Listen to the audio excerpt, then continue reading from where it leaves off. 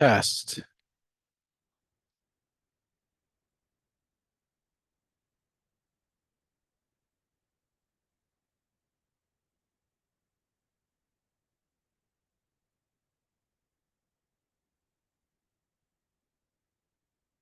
Good. How about yourself? Right.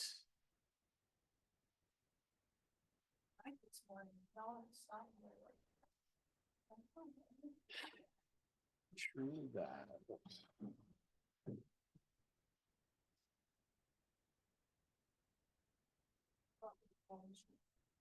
It should be.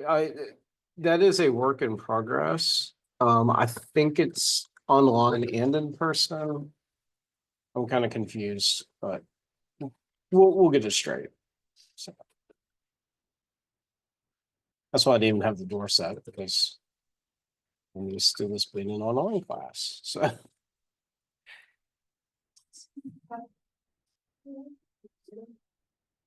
for this, it makes perfect sense.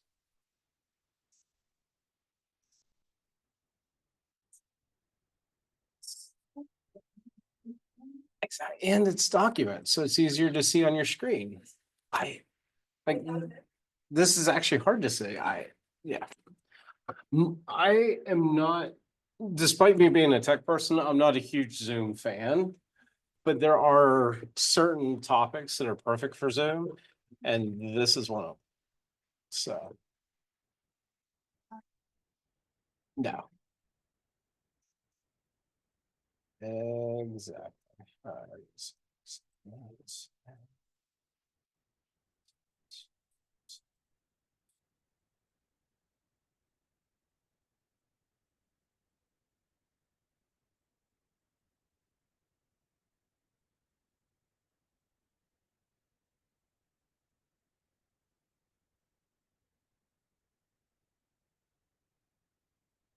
Hey Sarah, I'm having some technical difficulties. Can you hear me all right?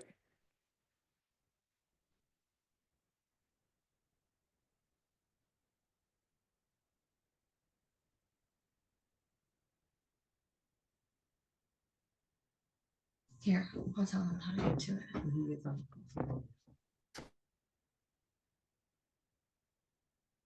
Hey Chris, I'm having some technical difficulties. Can y'all hear me all right?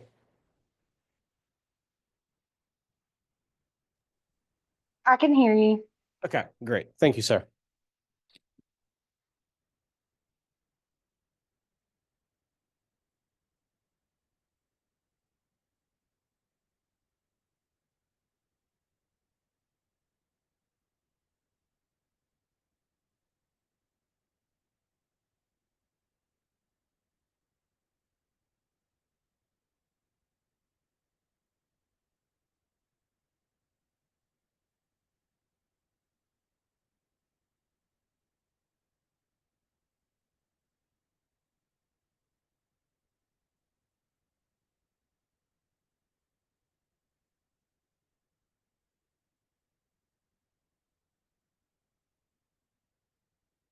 Okay, and I have to run off to do another call. It looks like Karen's about to walk in the door now to start this up. Y'all can see the screen, I assume, or hope. Yes, I can. Okay, great. Great. Okay.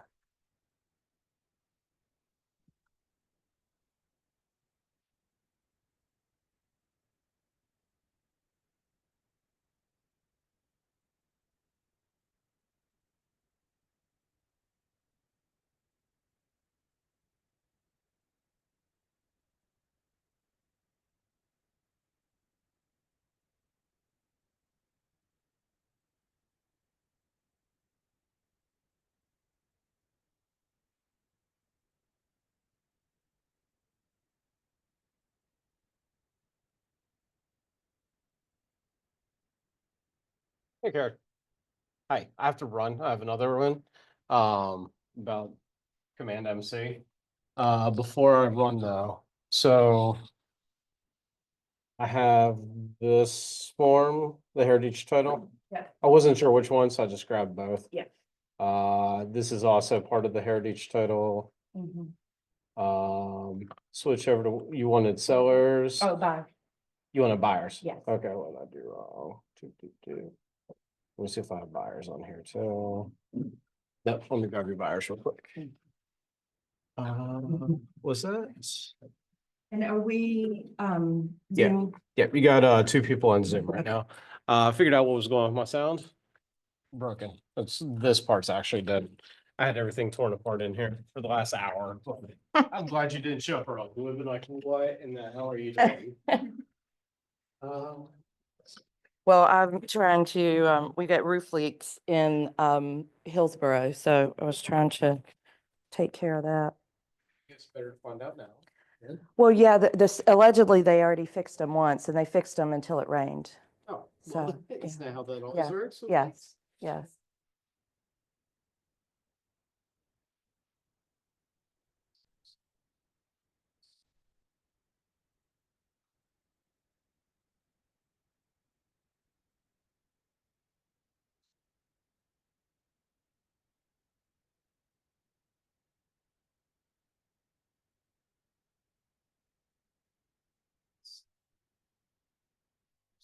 Do you remember what number that is? 161 B or A?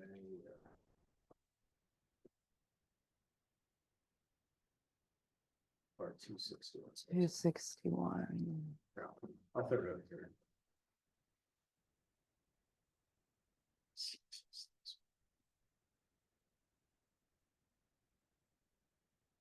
One is. Yeah, that one's fine. It doesn't matter if it's, They're actually the same. Yeah. Practically. Yeah. Okay, doesn't matter if it says sample on it. so you're fine with this one then? No, that I need 4 buyers. That one is 4 sellers. Which one? This one? Buyers. Yes.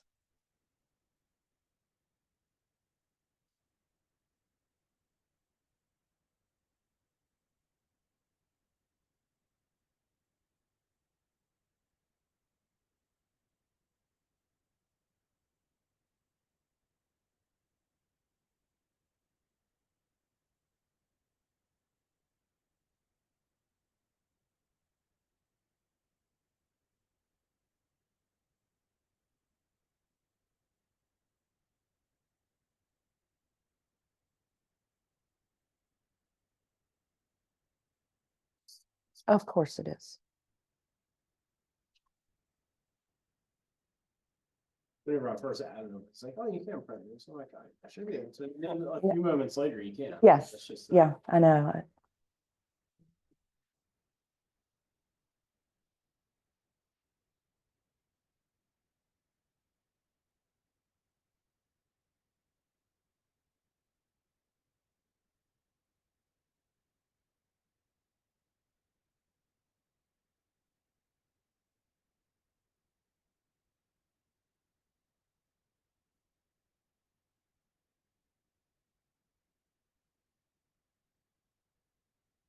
So found out you can't be smart about it and sign in first because then it just crashes. Do the one below. Just because it doesn't say sample on it.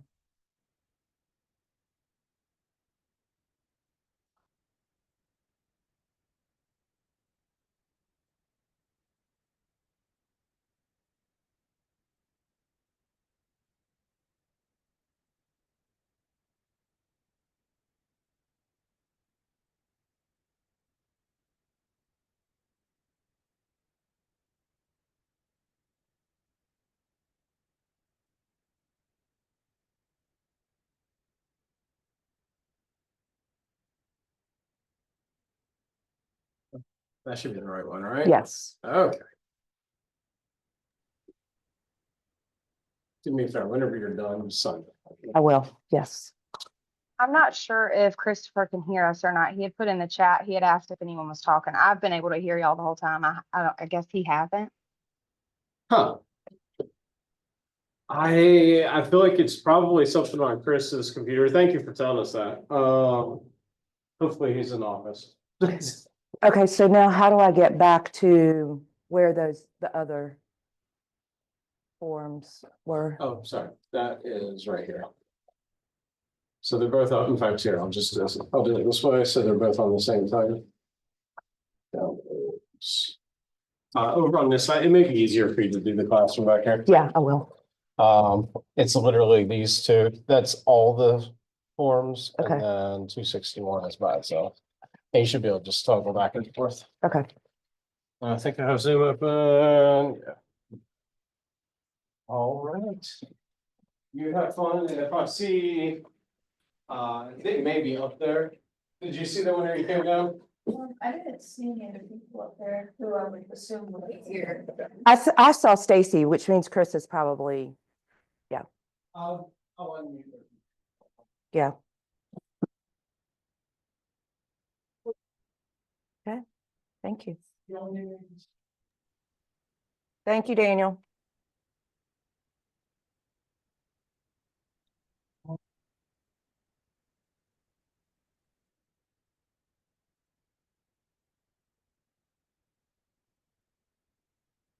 All right. Let me move this so I can see you. Good afternoon. Thank you for being here. Sarah, can you hear me okay?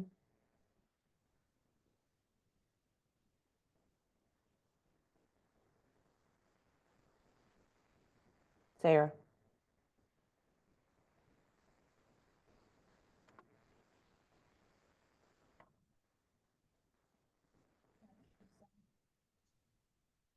Maybe she stepped away for a second. Okay, all right. Chris, you can hear me? Yes, I can. Okay, Sarah, you got me?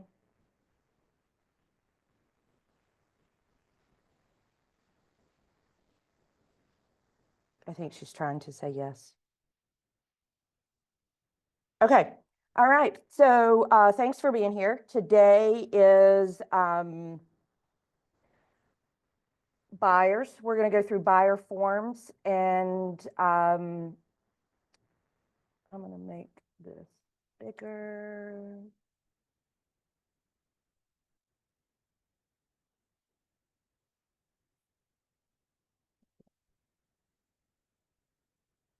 Do you guys see the screen okay?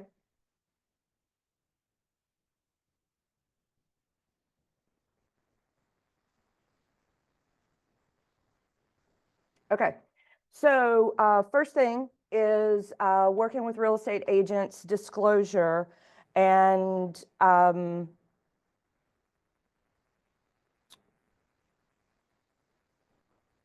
just to keep in mind, there is one for buyers and there's one for sellers. So make sure, there used to only be one. Now there's one specifically for buyers and one specifically for sellers. So just make sure that you're using the correct one when you are working with a buyer. So when we are explaining this form, we essentially are explaining to the buyer that this is not a contract. What I am, as we go through this form, I'm explaining to you the different types of agency. And again, it tells the buyer, do not share any confidential information with a real estate agent or assume that the agent is acting on your behalf until you've entered into an agreement with the agent to represent you. Otherwise, they can share your information. So, and it also says real estate agents are required to, one, review this form with you at first substantial contact before asking or receiving your confidential information, and two, give you a copy of it after you sign it. So we're not required to, they're not signing it saying that they understand it. They are signing saying that we reviewed it with them and that they, that we reviewed it and they signed it. So, and the talking point on this is a form that the Real Estate Commission requires so that you fully understand the different types of agency and how I will represent you in this transaction. So buyer agency, you want to check all of the ones that apply. So in this case, buyer agency, because you will be doing a buyer agency agreement. And so buyer agency is that I am hiring you as my buyer agent to represent me in the transaction. Dual agency, because our firm practices dual agency, you would also want to have this box checked as well. And as we talked about yesterday in the listing, with the listing agreement that we went through yesterday, dual agency, you always want to check this box because the likelihood of you showing a Keller Williams listing is pretty high. So dual agency, you cannot even show them the property if you have not checked dual agency. And then you would also want to check designated dual agency as well, because again, Keller Williams practices designated dual agency, which means you show a Keller Williams listing, you're representing the buyer, you write an offer, the listing agent, it represents the seller. Now we've gone into dual designated. We were dual whenever you signed a buyer agreement and the listing agent signed the listing agreement. We then became dual by making an offer on this property, and then dual designated because you exclusively represent the buyer, the listing agent exclusively represents the seller. Yes. Both of those, yes. So Mary Lee had a question. I'll just repeat just because she's here and y'all may not be able to hear her. She asked, we check both of those. Yes, you would want to check dual agency and designated dual agency as well. So the next box underneath is unrepresented buyer. In most, if you are checking that box, then you have nothing else above it checked. So don't check this box if you are signing a buyer agency agreement with the buyer. They will not be an unrepresented buyer at that point, right? Because you have a buyer agency agreement with them and they will be represented. You would use this form if you were going to be a subagent of the seller, meaning it's your listing, buyer does not desire to have representation, and this is the only form that they would sign. So top three, not the fourth. Anybody have any questions on that?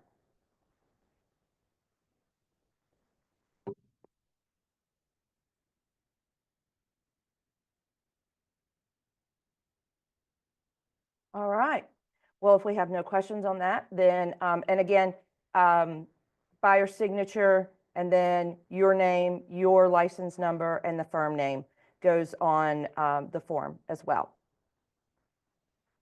No questions on that. We are going to.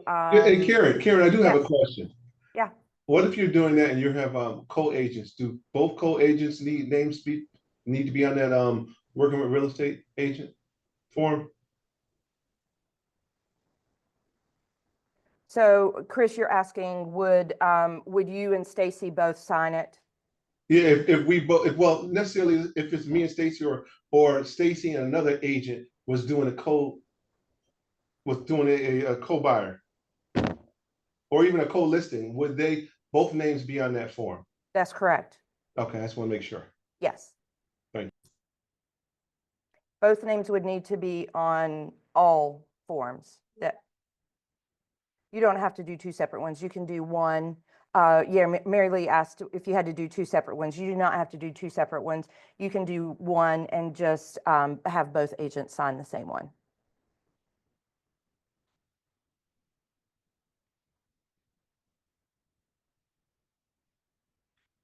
All right, so we are going to move on to, this is non-exclusive. Did he put the exclusive on here? He did not. Daniel. All right, give me just a second to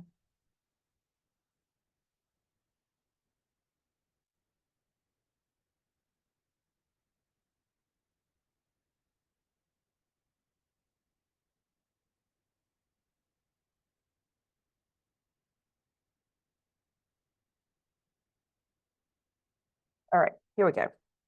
So this is exclusive buyer agency agreement. Agreement is between buyer. If there is more than one buyer, please put both names on there, or however many names that that you will be representing in the purchase of the property.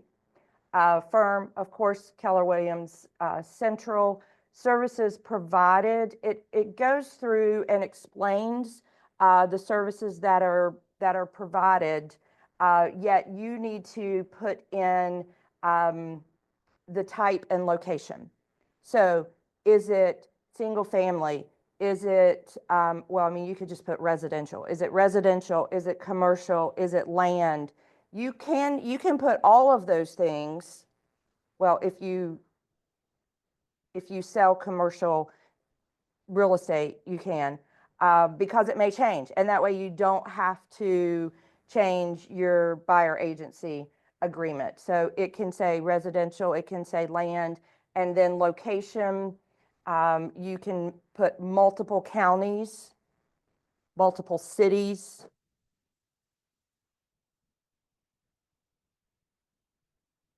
In there.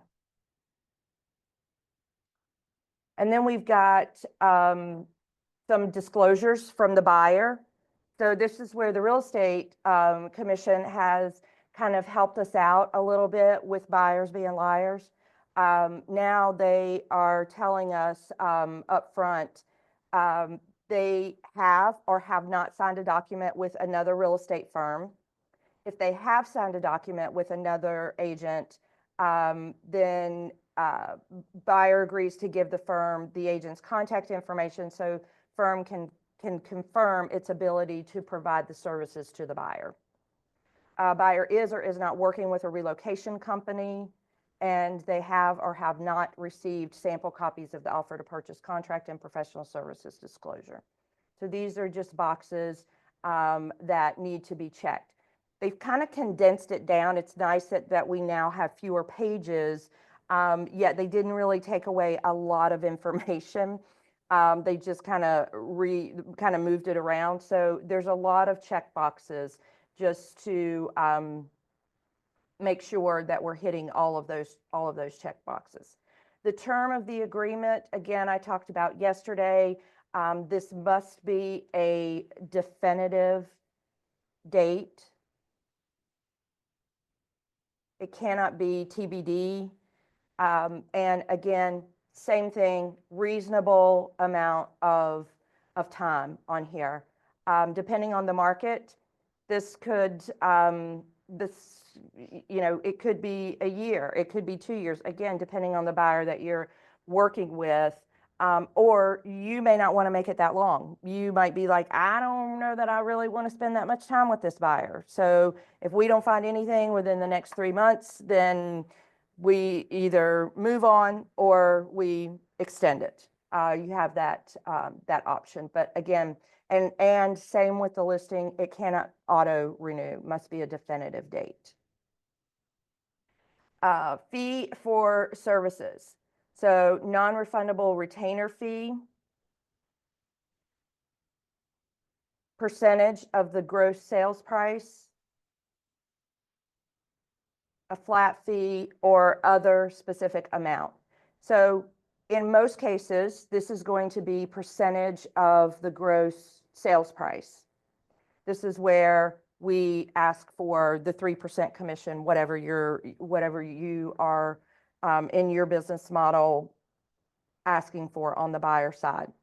Other specific amount, this is where you would put any additional fees that are charged to the buyer, whether it's a transaction fee, any of that, again, with your business model, you would put that in the other specific amount. And then it just goes through and explains that there is, when the fee is due and payable. And then it also says that we seek compensation from the seller or the listing firm However, buyer understands that neither the seller nor a listing firm has a duty to pay the firm's fee. Mutual termination is required.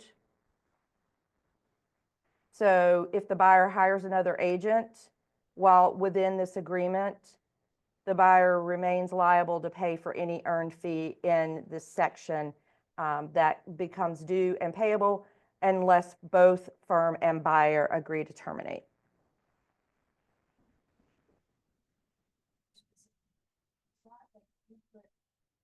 Blank percent of the gross sales price. You can also check other specific amount and put other separate charges. Yes, that's correct. So Mary Lee was asking about the other specific amount. So the percentage is the compensation, and then other specific amount. This is where you would spell out. You can check both of those boxes if they exist. So, for example, there are some agents that will charge their client the $75 processing fee that Keller Williams charges to the agent. So if they charge that to their client, to their buyer, that's what would go under other specific amount.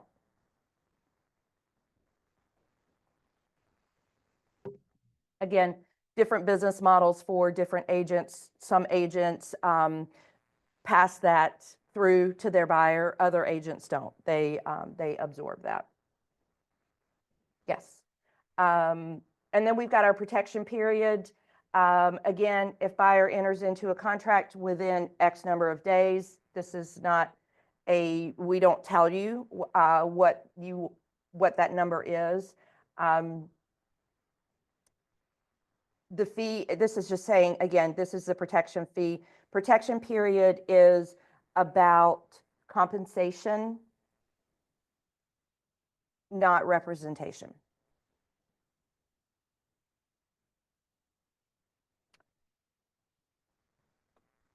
Number 5, negotiable fee, additional compensation. Anytime the Real Estate Commission puts something in bold or in all caps, it means, hey, you might want to read this. So buyer understands that the amount, format, or rate of real estate compensation is not fixed by law, but is set by each broker or firm individually and is fully negotiable. Disclosure. That's just a disclosure that it's not a set amount. And then we talk about dual agency. Again, I'll get down here to which boxes do we have them initial. So under B, you want them to initial firm may act as a dual agent in a transaction involving the buyer. And then in the second section, you would want to have the buyer initial the last line. Buyer does not authorize the same agent to represent both buyer and seller in dual agency and directs the firm to practice designated dual agency.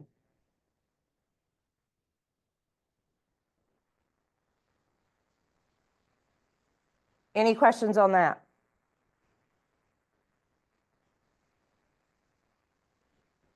Again, the easiest way to kind of remember it is we're always dual and we're always designated.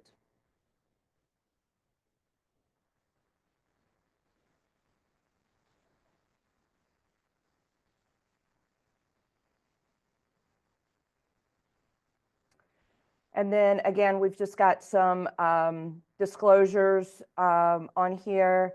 One of the things that I'm going to be talking about at a later date is professional advice.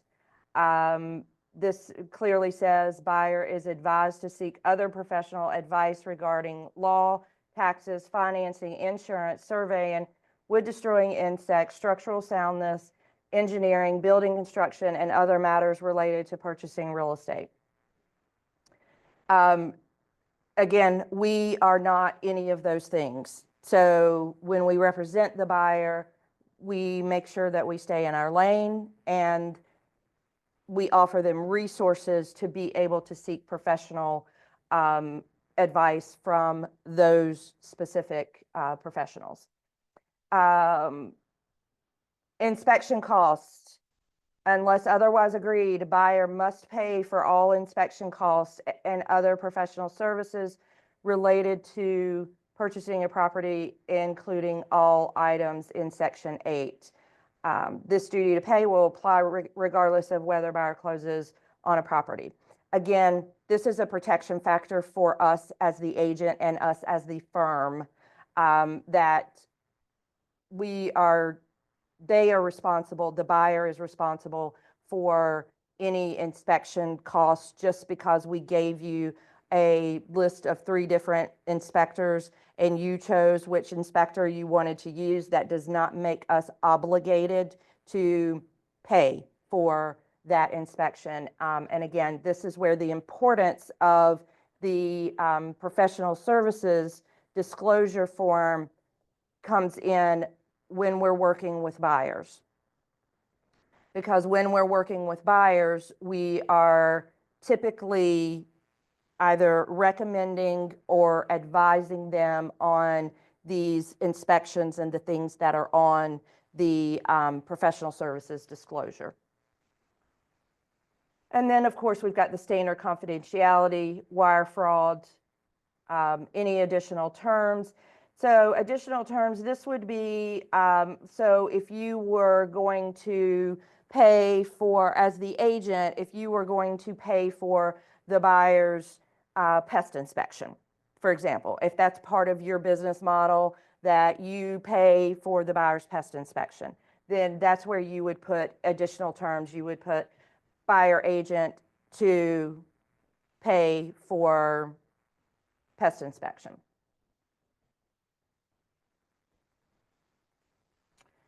Again, we've got our fair housing in here. Both buyers whose name is on the top are required to sign here as well. Again, if they are an entity, put the entity name. An entity must always be signed by a human. So, for example, if I were buying a property and I put Ward Real Estate Group as the entity buyer, Karen Ward has to sign on behalf of Ward Real Estate Group. I don't sign it Ward Real Estate Group because that's not a human. So there always has to be a human that signs on behalf of an entity. And then of course the firm. Chris, same thing here. You would put both agents' signatures and license number if it was a co-buy representation, meaning 2 agents representing both buyers. Questions on that?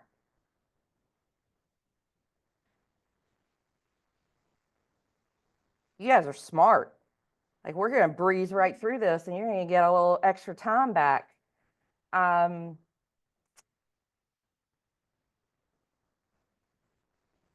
right, then we have our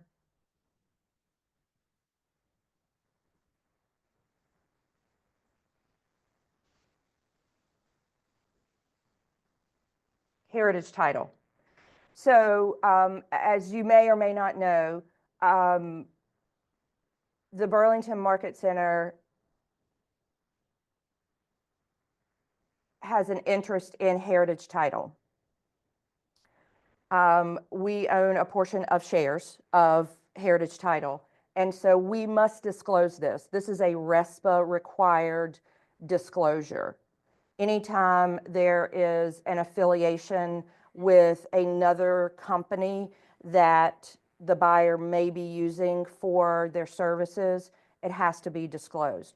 So think about if you are selling a D.R. Horton home or a Keystone home or one of the box builders.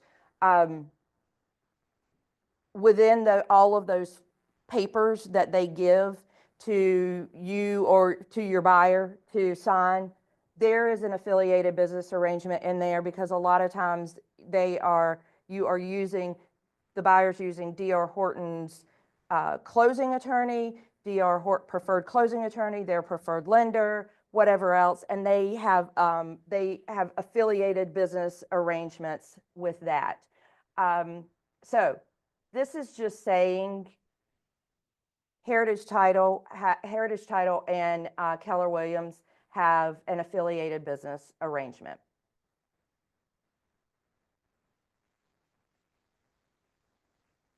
They just need to sign it. A lot of files get kicked back because this form is not there. This is a huge liability if we don't have this form. So the importance of having this form signed, which is why it is a required document on the buyer side. And then it also breaks down the estimated cost.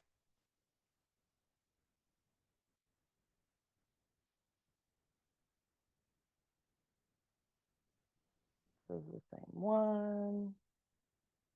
Now, we do have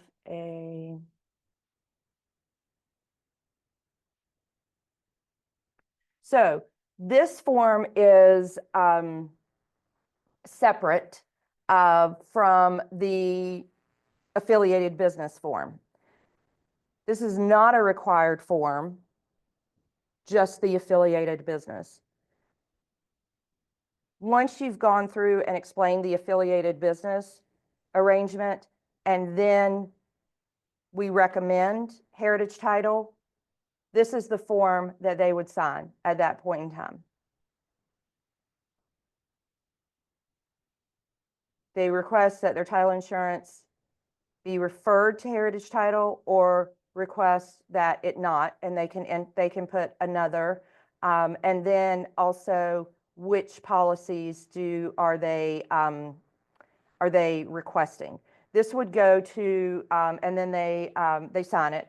This would go to the closing attorney along with your fully executed contract, requesting the closing attorney to use Heritage Title. Yeah, we always want to have a conversation with them about the benefits of using Heritage Title because they have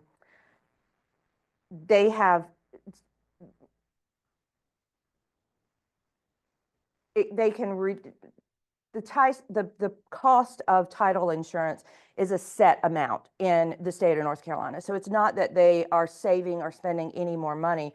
Where they're saving money is on the title search piece of it, because Heritage has access to all of the Chicago title, all of the different places that provide homeowners title insurance.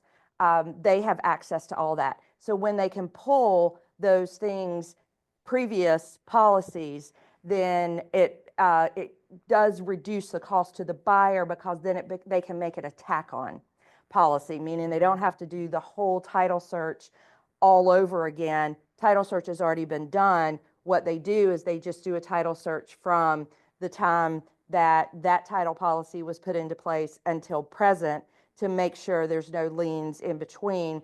Takes less time. So it is a benefit to the buyer for, so we always want to encourage the buyer to use Heritage Title. Also, because it helps with our errors and omissions expense. And Heritage Title is one of our preferred vendors. And, they bring a lot to our market center. They come in and they teach a class quarterly. They also, will sponsor different events that we have. So by pouring into them, they're able to pour back into our market center for different events, sponsoring different lunches or different things like they help sponsor the holiday party, you know, different things that that we do as a company that help, you know, for the agents. Any questions on this?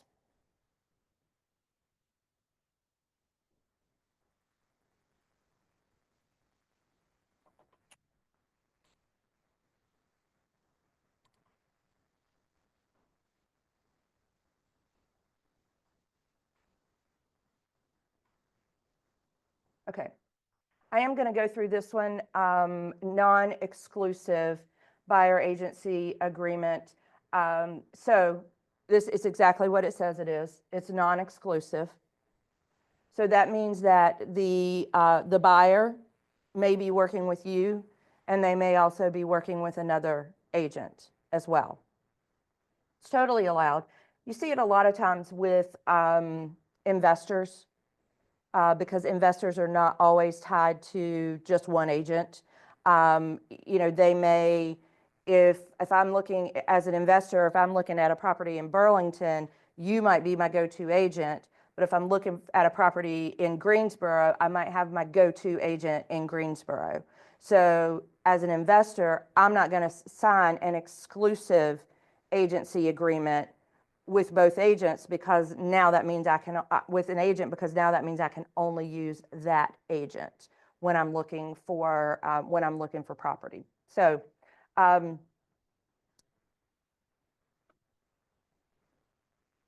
that's generally where you would use a non-exclusive buyer agency agreement.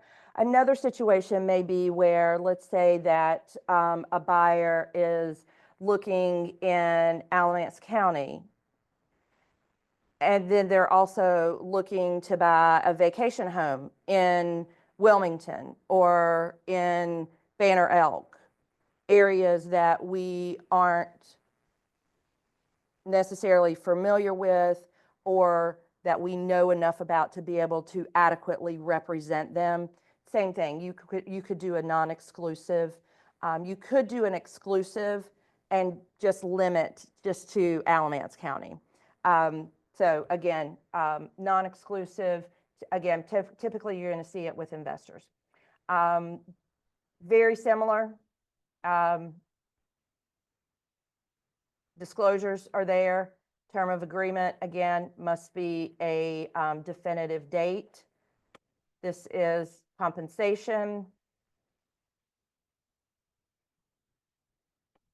And then buyer will or will not be responsible for paying the firm's fee.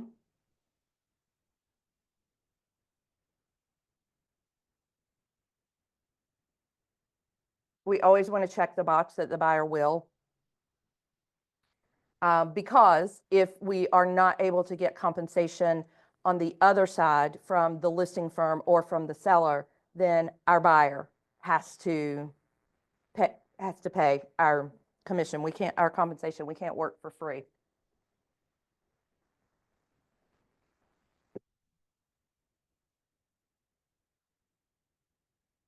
Everything else is mirrors, again, may act as a dual agent, and then designated agency.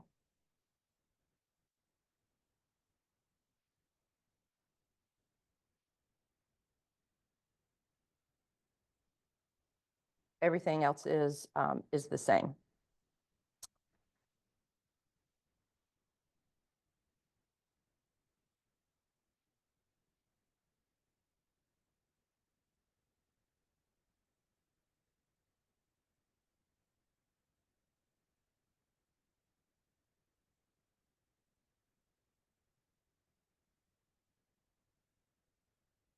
Any questions on any of these?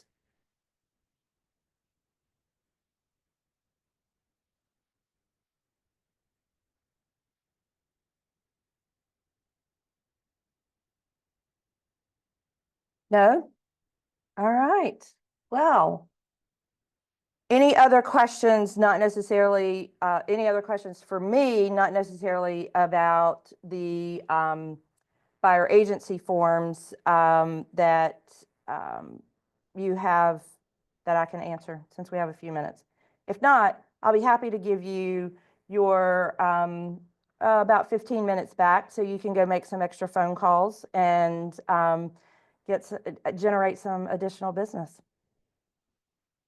Yes.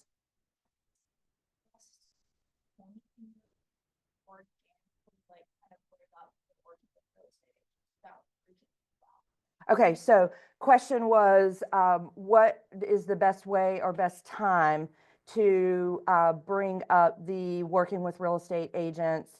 The Real Estate Commission says at first substantial contact.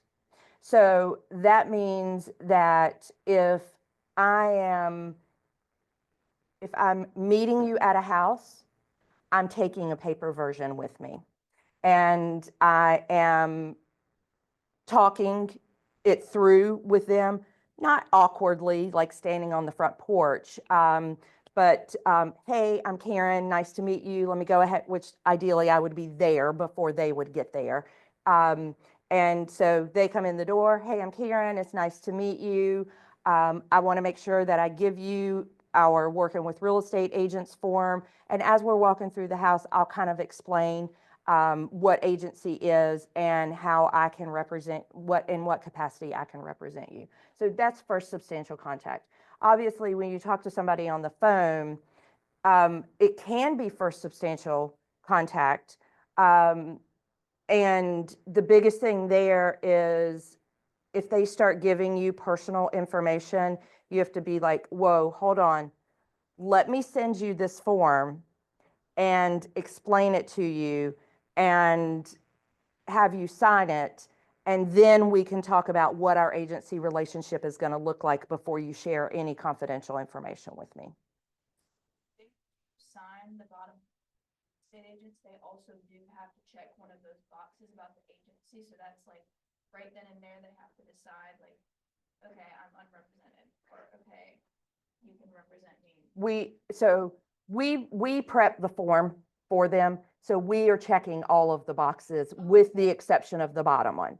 So we are checking buyer representation, dual agency, and designated agency, because if you're sending it to them, then you're sending it through DocuSign for them to sign. So we're prepping the form that says, these are the types of agency, this is the type of agency that our firm performs.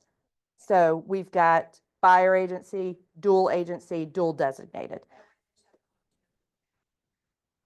Well, they're not agreeing to anything on the working with real estate agents. They're just signing it saying that you explained it to them and they received it. And so, so it kind of becomes a natural flow as you're explaining the different types of agency that we practice.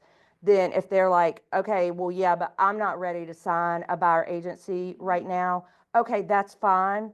I'll show you this property and then we can talk about what we want our relationship to look like moving forward. Decide, okay, I'm not showing them any more properties. Exactly. Yeah.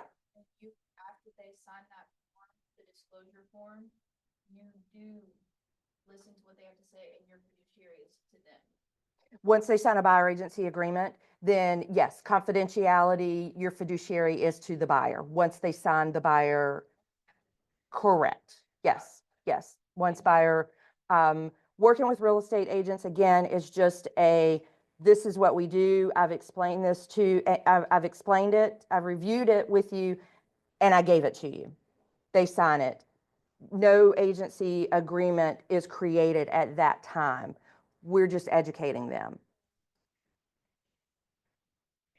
Yes, so there's no fiduciary responsibility to the buyer when, like, you've just met them at this property and you have zero fiduciary. Technically, you are working for the seller until you enter into a buyer agency Got it. relationship. Yes, Thank you. yes, yes, absolutely.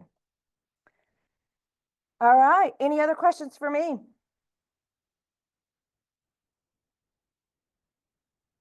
Well, again, I appreciate you being learning based. I appreciate you being here and next week, next Wednesday at 1 o'clock, we'll be listing paperwork. I know we went through it, the listing agreement a bit yesterday. So that will be our topic next week, going through all of the forms. Oh, hold on. Let me make sure. All right. Okay. Thank you, guys.